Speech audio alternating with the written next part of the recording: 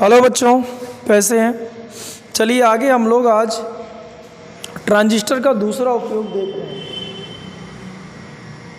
Transistor का दूसरा उपयोग लिखा है ट्रांजिस्टर एज एन एम्पलीफायर, यानी ट्रांजिस्टर को प्रवर्धक के रूप में कैसे उपयोग करें। यानी ट्रांजिस्टर प्रवर्धक के रूप में क्वेश्चन आपका पहला बनता है कि एम्पलीफायर क्या है, प्रवर्धक क्या है। तो नाम से ही स्पष्ट है, जो बढ़ाए। लेकिन अब क्या बढ़ाए, तो इधर पे साफ साफ आपको समझ में आ रहा हो कि एक ऐसी युक्ति, ऐसी व्यवस्था जो आवृत्ति में परिवर्तन किए बिना, देखो जो आवृत्ति इसकी है वही आवृत्ति इधर होनी चाहिए, आवृत्ति में परिवर्तन किए बिना सिग्नलों के आयामों को बढ़ा देते हैं, आयामों को बढ़ा देते हैं। जैसे पहले मैं एक आपको उदाहरण दे दूं तो आप भी वैसे ही सोचने लगे। जैसे मान लो कहीं पर आप लोग देखे हो माइक लगा होता है, सिस्टम पूरा साउंड वाउंड सिस्टम उस्टम लगा के एकदम, जब वो माइक से बहुत धीरे धीरे बोलते हैं तो आप देखते हैं कि जो लाउड स्पीकर लगे होते हैं उनकी सहायता से बहुत तेज़ी से ध्वनि और काफ़ी दूर तक सुनाई देने लगती है। जैसे भाषण में आजकल देखते होंगे, तो वो जो वहाँ पर आप धीरे से बोल रहे हैं और प्रबलता तेजी करके वो साउंड दूर तक वो भेज रहा है ध्वनि को, वहाँ पर जो मेन काम है वो एम्पलीफायर का है, प्रवर्धक का है। जैसा वो बोल रहा है और जिस फ्लो से बोल रहा है वो तो ठीक है, यानी उसकी आवृत्ति में कोई परिवर्तन तो नहीं हो रहा है, लेकिन आप देखिए ध्वनि की जो तीव्रता है वो बढ़ जाती है। जो तीव्रता बढ़ाने का काम कर रहा है वही एम्पलीफायर है। और एम्पलीफायर के रूप में ट्रांजिस्टर भी उपयोग किए जाते हैं, या ट्रांजिस्टर का उपयोग करके हम निर्गत जो है सिग्नलों की तीव्रता को बढ़ा देते हैं, उसको हम इस परिपथ आरेख में आज समझेंगे। तो पहला आपका क्वेश्चन है कि एम्पलीफायर क्या है, तो लिखते जाइए। एक ऐसी युक्ति जिसकी सहायता से प्रत्यावर्ती सिग्नलों की आवृत्ति में परिवर्तन किए बिना, प्रत्यावर्ती सिग्नलों की आवृत्ति में परिवर्तन किए बिना इनके आयामों को बढ़ा देता है, जिससे तीव्रता बढ़ जाती है, जिससे निर्गत प्रत्यावर्ती सिग्नलों की तीव्रता बढ़ जाती है। एम्पलीफायर कहलाते हैं, प्रवर्धक कहलाते हैं। प्रवर्धक के रूप में ट्रांसफार्मर का उपयोग किया जा सकता है। प्रवर्धक के रूप में ट्रांसफार्मर का उपयोग किया जाता है। इसको हम निम्न प्रकार से समझते हैं, यह समझेंगे जिसका परिपथ आरेख निम्न है। ये परिपथ आरेख बना लें बच्चों, वीडियो रोक के, इसके बाद समझते हैं। चलिए ठीक है, वीडियो रोक ले, परिपथ आरेख बनाएं। अब परिपथ आरेख को समझें। देखिए बच्चों, जैसे हमने स्विच में इसका उपयोग किया था, सेम टू सेम वही लिखा है। आज भी हमने NPN ट्रांजिस्टर लिए हैं, जिसमें उभयनिष्ठ उत्सर्जक है, ये आधार है, ये संग्राहक है, इसको ये इनपुट सर्किट कहलाता है, PC प्राइमरी, इसको सेकेंडरी SC कहते हैं। इसको हमने उठा के, चूँकि ये NPN है, कहने का मतलब ये निगेटिव टाइप का है, ये पॉजिटिव टाइप का है, ये निगेटिव टाइप का, तो पॉजिटिव को पॉजिटिव से जोड़ दिए, निगेटिव को निगेटिव, तो ये अग्रदिशिक है, ये पश्चदिशिक है। ट्रांजिस्टर हमेशा इसी सिस्टम में काम करते हैं। अब हमने क्या किया, इस अग्रदिशिक और पश्चदिशिक को बनाए रखने के लिए दो बैटरी लगाए हैं। एक का नाम VVV कर दिए, एक का नाम VCC कर दिए, क्योंकि ये कलेक्टर के सिरों के बीच जुड़ी है, ये बेस के सिरों के बीच जुड़ी है, इसलिए इस बैटरी की वोल्टेज थोड़ी इससे ज़्यादा होती है, जिससे पश्चदिशिक बना रहे। ये सामान्य संयोजन है ट्रांजिस्टर का। एम्पलीफायर का भी उपयोग इसमें कैसे करेंगे वो बात के बाद। जब भी हम ट्रांजिस्टर जोड़ेंगे तो ऐसे जोड़ते हैं। अगर आपका ये PNP है तो ऐसे करके आपको संकेत बदल लेने हैं इनको, ये NPN है तो जैसा हमने दिखाया ऐसे। चलिए ठीक। अब हमने क्या किया, जिन सिग्नलों एसी सिग्नलों की प्रबलता बढ़ानी होती है उसको यहाँ से जोड़ देते हैं। ये वी इनपुट हमने दिखाया है इधर। चलिए ठीक। और यहाँ पर हम स्पीकर लगा लेते हैं, लाउड स्पीकर, जो प्रवर्धित एसी सिग्नलों को ध्वनि के रूप में परिवर्तित करके स्पीकर ध्वनि के रूप में बदलता है और उसके बड़े आयाम यानी बड़ी तीव्रता यानी तेज़ी से सुनाई देने लगता है। ये यहाँ पर स्पीकर लगा है, कहने का मतलब मेरे इसको हम लोड प्रतिरोध कहते हैं। चलिए ठीक। क्वेश्चन आप कहिए कि जब हमने यहाँ पर डीसी सिग्नल दे रहे हैं, तो डीसी वोल्टेज आप इधर लगा रहे हो तो एसी क्यों लगाए हो? यहाँ पर देखिए, यहाँ पर एसी वोल्टेज लगे। इन सभी का क्वेश्चन आपका ये, क्योंकि जो पीएनपी ट्रांजिस्टर होते हैं इन सभी का उत्तर आपका ये हो सकता है कि जो एनपीएन या पीएनपी ट्रांजिस्टर होते हैं, यहाँ बीच में ये जैसे इनके बीच देखिए तो बच्चों ये परत बनी है, इसको हम करते हैं एनपी संधि। अगर हम लोग इनको एक निश्चित आवृत्ति से कम रखेंगे तो यहाँ अवक्षय परत बन जाती है, जो इधर के कोटर और इलेक्ट्रॉनों को यानी यहाँ पे धारा के प्रवाह को रोक देती है। अगर इस धारा के प्रवाह को बनाए रखना है तो जो ये आंतरिक जो विद्युत क्षेत्र है इससे ज़्यादा ये जो आंतरिक विभव है या जिसको हम बैरियर वोल्टेज कहते हैं, उससे ज़्यादा वोल्टेज की यहाँ बैटरी लगी होनी चाहिए। यानी ट्रांजिस्टर को अग्रदिशी को पश्च दिशी बनाए रखने के लिए ये बैटरियाँ जरूरी है।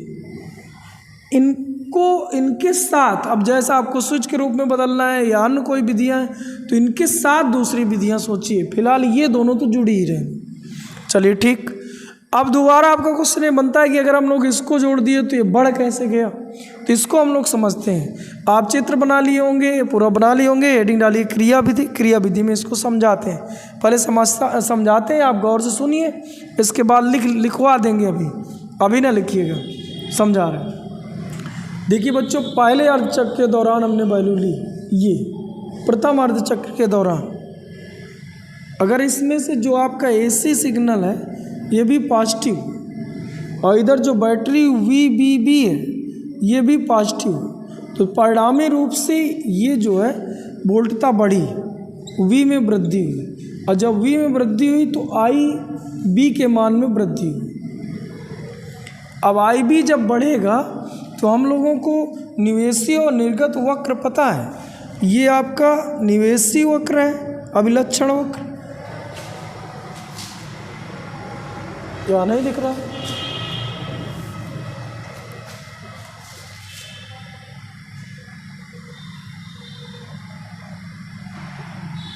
चलिए ठीक। यहाँ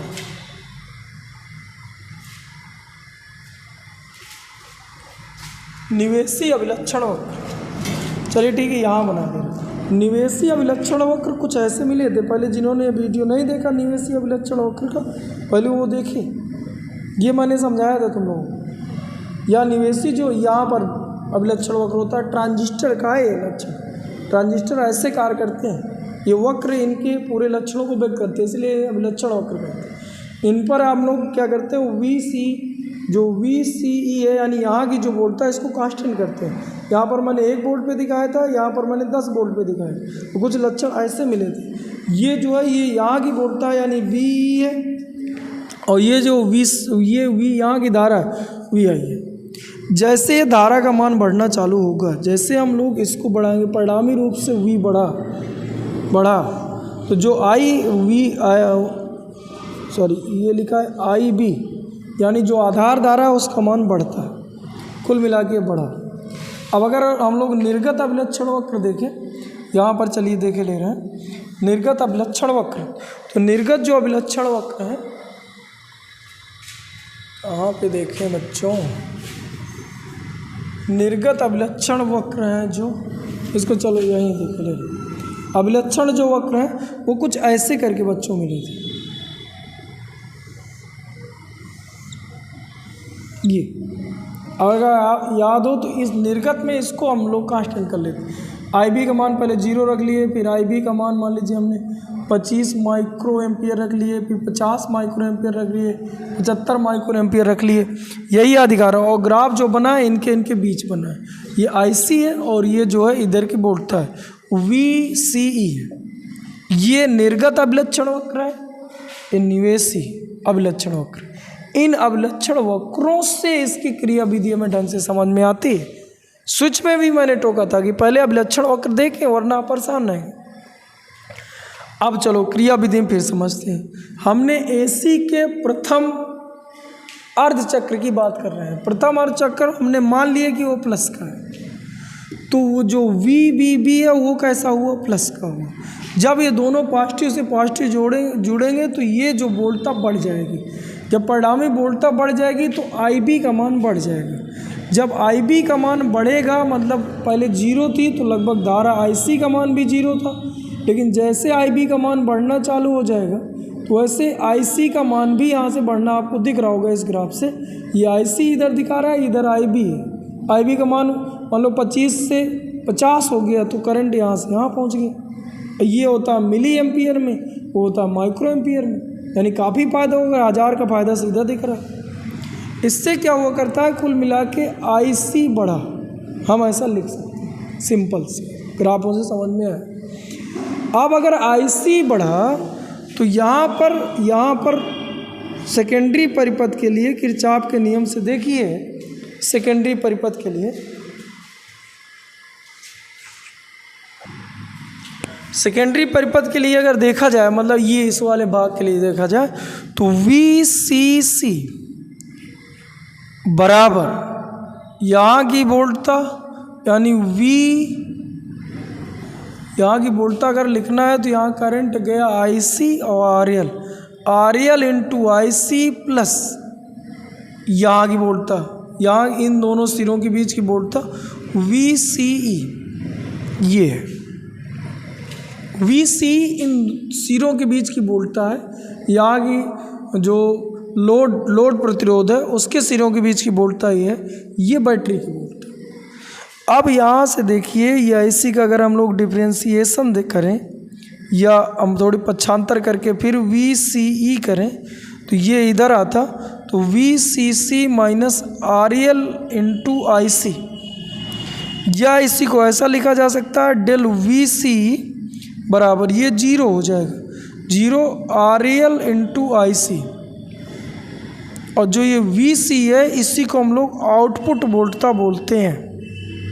आउटपुट वोल्टता, तो निर्गत सिग्नल मिलना है इसी वोल्टता से मिलना है, वो माइनस का है। इसीलिए आप लोग अगर देखें तो अगर ये प्लस का है तो हमें जो आउटपुट सिग्नल है वो अपोजिट पे मिलना है, माइनस पे मिलना है। ये मिल रहा है बच्चों। ये तो अब हम लोग पढ़े यहाँ तक समझ लिए थे कि ये दोनों प्लस के, तो V बढ़ा तो IB बढ़ा, IB बढ़ा तो IC बढ़ा। अब IC बढ़ा तो यहाँ से हमें समझ में आया कि अगर IC बढ़ेगा, दिख रहा होगा, अगर IC, हाँ दिख रहा, IC बढ़ेगा तो अपोजिट डायरेक्शन में आउटपुट वोल्टता भी बढ़ेगी। अपोजिट डायरेक्शन में अगर ये प्लस का है तो ये माइनस में वोल्टता भी बढ़ेगी। अगर वोल्टता बढ़ी तो आयाम बढ़े, विद्युत वेक्टरों के कंपन के जो आयाम है वो बढ़े, अगर वो बढ़े तो तीव्रता बढ़े। इस प्रकार तीव्रता बढ़ गई। अब अगले अर्धचक्र के दौरान की बात करें तो अगले अर्धचक्र में ये हो गया माइनस का, ये माइनस का, ये रहा प्लस का, तो परिणामी रूप से वोल्टता घटी, तो IB घटा, IB घटा तो IC घटा। IB अगर यहाँ IB, ये IB के ग्राफ, IB अगर घटेगा यानी 75 से 50 हो जाएगा तो IB घटने से IC भी नीचे ग्राफ जा रहा है तो IC भी घटेगा। अब IC घट के अगर ये घटा तो ये माइनस हो गया प्लस का, यानी अगर इधर माइनस है तो इधर आ जाएगा प्लस में, और इसकी अपेक्षा ज़्यादा घटा। यहाँ पर जो है जैसे ये घट रहा है, ये घट रहा है, तो अब यहाँ पर जो अपोजिट डायरेक्शन में, तो इसका मतलब अगर वहाँ माइनस है तो यहाँ प्लस होगा, और ज़्यादा घट जाएगा। बढ़ रहा है तो ज़्यादा बढ़ गया और घट रहा है तो ज़्यादा घट गया। क्योंकि यहाँ पर जो धारा है, यहाँ पर अगर हम धारा की बात करें तो ये मिली माइक्रो एम्पियर पे, और इधर पे जो धारा है वो मिली एम्पियर पे आती है। तो सीधे माइक्रो को मिली में वैसे देखो तो 1000 की परिवर्तन वैसे हमें समझ में आ रहा है। तो ना हुआ 1000 का, ना हुआ तो कम से कम 4, 5, 600 का तो हो ही जाता है। इतना हमें फ़ायदा मिल जाता है, जिसको हम धारा लाभ दिया, वोल्टेज लाभ भी कहते हैं। इसको हम वोल्टेज लाभ दिया, अभी आगे समझाएंगे। तो वोल्टेज का इतना लाभ मिल जाता है कि जब वो बढ़ रहा है तो ज़्यादा बढ़ गया, जब वो घट रहा है तो ज़्यादा घट गया। इससे वोल्टेज लाभ होने से आयाम बढ़ जाता है और तीव्रता बढ़ जाती है। तो चलिए ठीक है, तो इसको थोड़ी समझ में आया होगा, नहीं आया तो एक बार और देखते हैं। पहले अर्चक के दौरान ये पॉजिटिव, ये VBC का भी रहा पॉजिटिव, तो वोल्टेज बढ़ा, IB बढ़ी तो IC बढ़ी। IB बढ़ेगा यानी 50 मतलब 25 से 50 पे जाएंगे तो ये भी धारा बढ़ जाएगी। यहाँ अगर हम लोग देखें, अगर यहाँ पर 200 मिली एम्पियर लिखें, 400, तो सीधे सीधे बढ़ रहा है। अगर ये बढ़ा तो हमारे सेकेंडरी परिपथ में हमने किरचॉफ का 2-3 नियम उपयोग करके यहाँ की वोल्टता इनके और इनके योग के बराबर है हमने रख लिया। तो इसके बाद जब ये इधर से पक्षांतर करे तो ये इधर आया माइनस का हो गया। अभी हमने ये डेल V कर दिया। डेल मतलब परिवर्तन है। ये जीरो कैसे हो गया उसको थोड़ी समझ लो। जीरो कैसे हो गया, ये बैटरी लगी, मान लो हमने 10 वोल्ट की बैटरी लगाया है, मैं परिवर्तन देख रहा हूँ। ये डेल जो बता रहा है परिवर्तन को बता रहा है बच्चों, परिवर्तन, ये परिवर्तन को क्या बता रहा है। तो जब IC और इसमें परिवर्तन होगा तो आउटपुट वोल्टता में परिवर्तन हो। बैटरी की जो वोल्टता वो थोड़ी परिवर्तित हो जाएगी, बैटरी की वोल्टता तो कांस्टेंट रहती है, इसलिए VCC को हमने 0 रख लिया। अब जैसे IC बढ़ा तो आउटपुट वोल्टता बढ़ी, आउटपुट वोल्टता बढ़ी तो निर्गत सिग्नल का जो आवर्धन करना था, वृद्धि करना था, वो वृद्धि हो गई। तो चलिए बच्चों क्रिया विधि में लिखें। क्रिया विधि हम इसी से सोच के लिख रहे हैं कि जब, लिखो क्रिया विधि में, जब AC प्रत्यावर्ती वोल्टता प्रथम अर्ध चक्र के दौरान, क्रिया विधि फर्स्ट नंबर में लिखना है। जब AC प्रत्यावर्ती वोल्टता प्रथम अर्ध चक्र के दौरान पॉजिटिव होती है तो VBB के पॉजिटिव सिरों, पॉजिटिव मतलब धन, पॉजिटिव सिरों से जुड़े होने के कारण, सिरे से जुड़े होने के कारण परिणामी वोल्टता का मान बढ़ जाता है। इस कारण IB का मान बढ़ता है। वह इसके कारण, वह आप ऐसा लिख सकते हो, वह निर्गत अभिलक्षण वक्र से निष्कर्ष निकलता है कि IB का मान बढ़ने से IC का मान भी बढ़ जाएगा। निर्गत अभिलक्षण वक्र से निष्कर्ष निकलता है कि IB का मान बढ़ने से IC का मान बढ़ जाएगा। ठीक है। द्वितीयक परिपथ में किरचॉफ के 2-3 नियम से, द्वितीयक परिपथ में किरचॉफ के 2-3 नियम से ये लिख लो, VCC बराबर RL into IC plus VCE। VCE बराबर इधर ले आओ क्योंकि आउटपुट वोल्टता है, और ये इससे जो इनके बीच, इन सेकेंडरी में जो वोल्टता मिलनी है वो ये VCE, तो आउटपुट वोल्टता है। तो पक्षांतर करके ये लिखो, VC आउटपुट वोल्टता बराबर यहाँ तक लिख लो। ये परिवर्तन 0 हो जाएगा क्योंकि बैटरी की वोल्टता कांस्टेंट होती है। ये परिवर्तन, यहाँ परिवर्तन डेल लगे हैं, परिवर्तन दिखाएगा। यहाँ तक लिखने के बाद इस सूत्र से यह निष्कर्ष निकलता है, इस सूत्र से यह निष्कर्ष निकलता है कि IC का मान बढ़ने से विपरीत दिशा में आउटपुट वोल्टता भी बढ़ेगी। IC का मान बढ़ने से विपरीत दिशा में आउटपुट वोल्टता भी बढ़ेगी। वह इसके कारण लोड प्रतिरोध के सिरों के बीच प्रवर्धित आयाम के AC सिग्नल प्राप्त होता है। विपरीत दिशा में प्रवर्धित आयाम का AC सिग्नल प्राप्त होता है। ठीक है। पैराग्राफ से सेकंड नंबर में फिर से लिख लो, सेकंड नंबर में। अब अगले अर्धचक्र के दौरान निवेशी एसी वोल्टता ऋणात्मक होगी, जबकि VBB बैटरी की वोल्टता धनात्मक होगी। इस कारण परिणामी वोल्टता घटेगी व इसके कारण IB घटेगा। निर्गत अभिलक्षण वक्र से यह निष्कर्ष निकलता है कि IB का मान घटने से IC भी घटेगा, IC भी घटेगा, IC भी घटेगा, IC भी घटेगा। पुनः V आउट बराबर माइनस डेल V आउट बराबर minus del RL into IC से यह निष्कर्ष निकलता है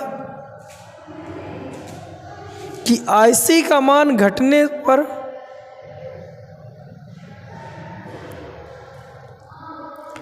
V आउटपुट प्लस का धनात्मक हो जाएगा। ये देखिए यहाँ प्लस का आया है, धनात्मक हो जाएगा, जिसका प्रवर्धित मान, अब ये घट रहा है तो विपरीत दिशा में ज़्यादा घट जा रहा है, क्योंकि विपरीत प्लस का हो गया तो प्लस दिशा में तुम्हें ज़्यादा दिखा है। यहाँ पर ये दिखाया है छोटा सा मान, ये दिखाया है, यहाँ पर इसी का ये बड़ा मान दिखा है। प्रवर्धित रूप से विपरीत दिशा में, विपरीत इसके विपरीत, इसके विपरीत दिशा में प्रवर्धित आउटपुट वोल्टता मिलने लगती है। इस प्रकार ट्रांजिस्टर का उपयोग करके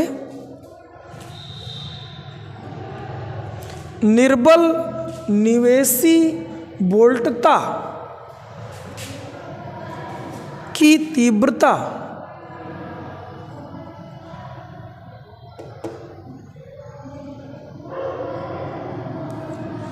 प्रबल तीव्रता के रूप में प्राप्त कर ली जाती है।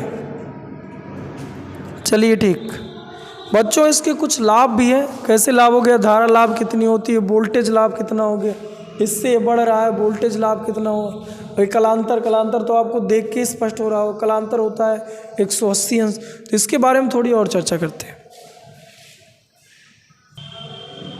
हाँ बच्चों, ये 3 प्रकार के लाभ होते हैं, धारा लाभ, voltage gain, current gain, voltage gain, power gain. धारा लाभ, वोल्टेज लाभ, शक्ति लाभ। देखिए इसमें से जब भी धारा लाभ, हमें धारा लाभ को बीटा से दिखाते हैं। लाभ देखना तो आउटपुट बटे इनपुट हुआ करते हैं, यानी डेल आउटपुट में जो थी इधर वो थी धारा IC, और जो इनपुट थी वो IB।